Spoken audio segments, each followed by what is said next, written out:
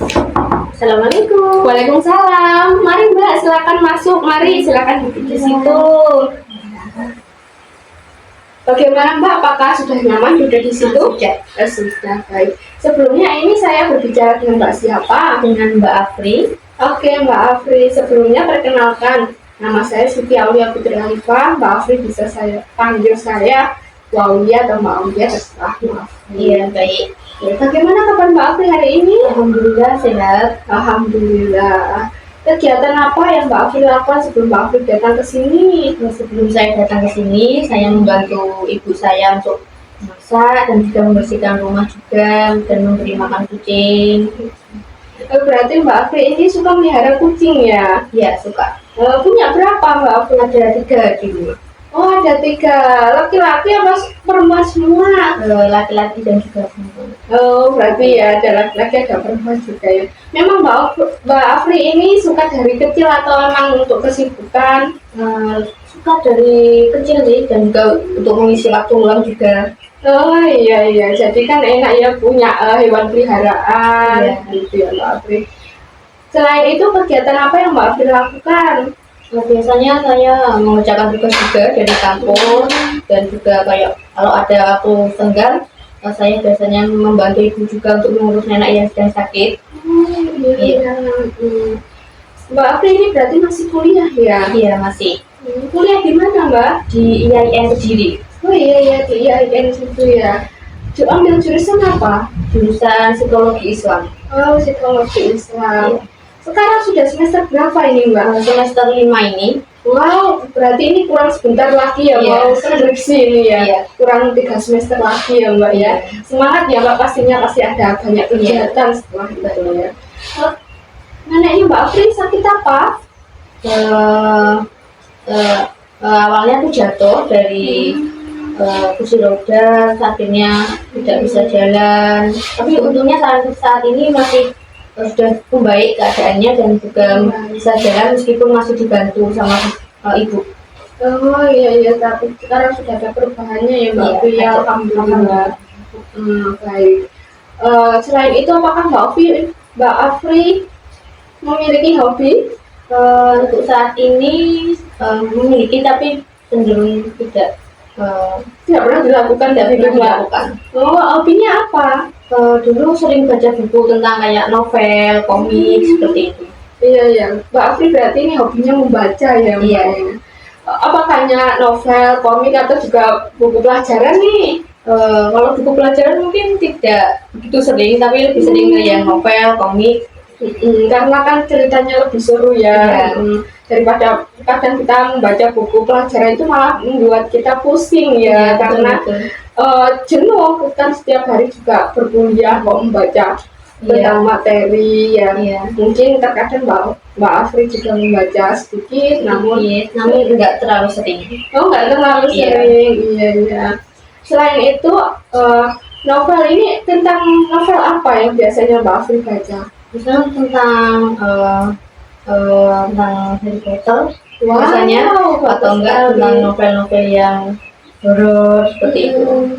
Iya. Sekarang kan sudah ada kayak novel-novel yang dibaca digital ya Mbak Afri, Iya, kalau nggak salah. Ada. Ya itu lebih memudahkan kita ya. Iya. Daripada harus membawa buku kemana-mana gitu. Oke Mbak Afri, baik. Tadi kan kita sudah berbicara banyak tentang kegiatan Mbak Afri sebelum datang ke sini. Kuliah di mana, jurusan apa, dan semester berapa. Mbak Afri juga memiliki hewan peliharaan. Adakah yang ingin diceritakan kepada saya? Beberapa belakangan ini saya merasa emosi saya yang saya rasakan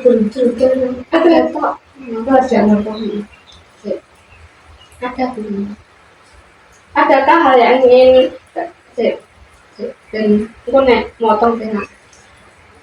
Oke, tadi kan kita sudah berbicara banyak tentang hobinya Mbak Afri, kegiatannya, Mbak Afri juga kuliah, dan jurusannya apa, di semester berapa. Adakah hal yang ingin Mbak Afri sampaikan kepada saya?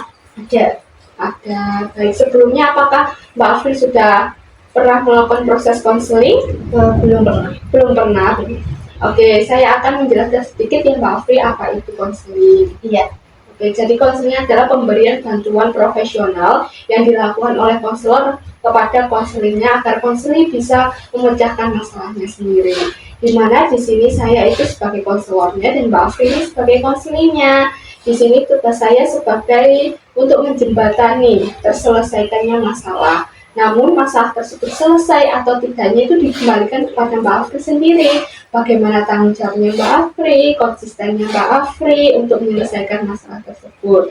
Namun di sini saya akan membantu untuk menguraikan itu semua agar Mbak Afri bisa menemukan solusinya. Bagaimana? Apakah Mbak Afri sudah paham? Paham. Oke, perlu diketahui juga bahwasanya konseling kita hari ini itu memiliki waktu kurang lebih 45 menit. Apakah Mbak Afri masih bersedia untuk melanjutkan? Masih. Masih. Oke, apabila nanti dirasa konseling dengan waktu kurang lebih 45 menit ini belum selesai, apakah kita perlu untuk melakukan penjadwalan ulang? Mungkin perlu. Oke, mungkin perlu. Di jam berapa atau di hari apa yang memungkinkan kita berdua bisa bertemu? Mungkin di hari Minggu. Oke, Di Minggu. jam 2 siang. Mungkin. Oke, ya saya bisa di hari Minggu itu kebetulan. Oke, baik Mbak Afri. Tadi kan kita sudah membicarakan juga tentang waktu yang akan kita gunakan dalam proses konseling hari ini. Oke, terkait permasalahan yang Mbak Afri alami, perasaan apa yang muncul? Perasaan pertama yang saya rasakan tuh muak. Muak. Baik. Selain muak, apakah ada perasaan lain? Biasanya saya tuh cenderung marah. Marah. Iya. Ketika Mbak Afri muak, perilaku apa yang muncul? Ketika saya merasa muak, saya cenderung menghindari orang-orang tersebut. Menghindari orang-orang.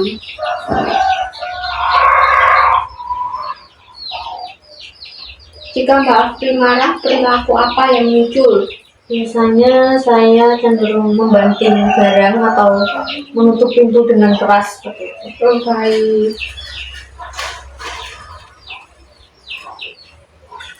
Terkait perasaan yang muncul dan perilaku yang muncul ketika Mbak Afri muak dan marah, kejadian apa yang melatar belakangi Mbak Afri bersikap seperti itu?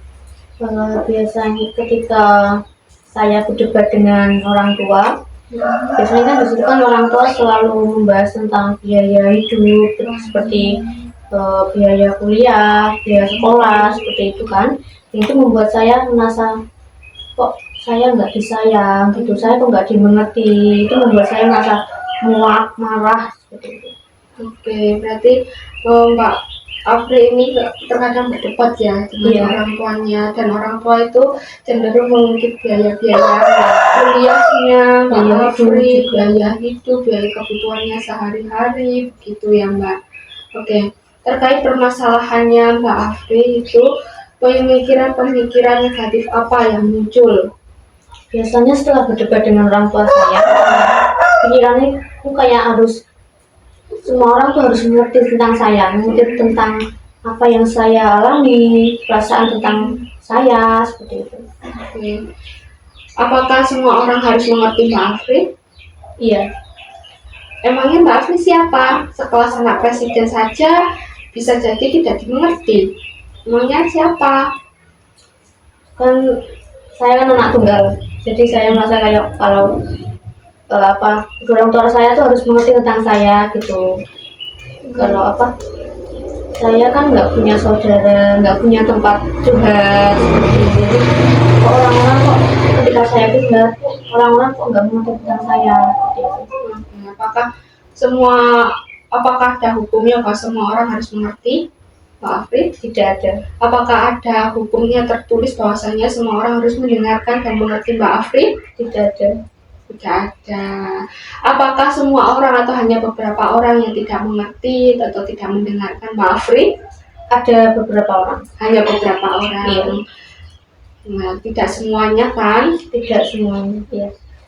Apakah ketika Mbak Afri tidak dimengerti, tidak didengar, apakah bagian tubuhnya Mbak Afri ada yang hilang? Tidak. Tidak. Baik. Oke, terkait permasalahan yang Mbak Afri alami, tidak perlu merasa muak dan marah, cukup Kecewa saja. ya terhadap permasalahan yang Mbak Afri alami. Begitu ya. Ya. Oke, sebelum proses konseling hari ini saya akhiri, apakah ada yang ingin Mbak Afri tanyakan lagi kepada saya? Tidak ada. Tidak ada. Baik Mbak Afri, kita akan bertemu lagi di minggu depan sesuai dengan jadwal yang sudah kita tentukan ya. Baik. Baik, jangan sungkan-sungkan untuk menemui saya. Ya, baik. Kalau begitu saya pamit dulu ya. Iya, Terima kasih atas konselingnya hari ini. iya, terima kasih Mbak Afri. Hati-hati di jalan.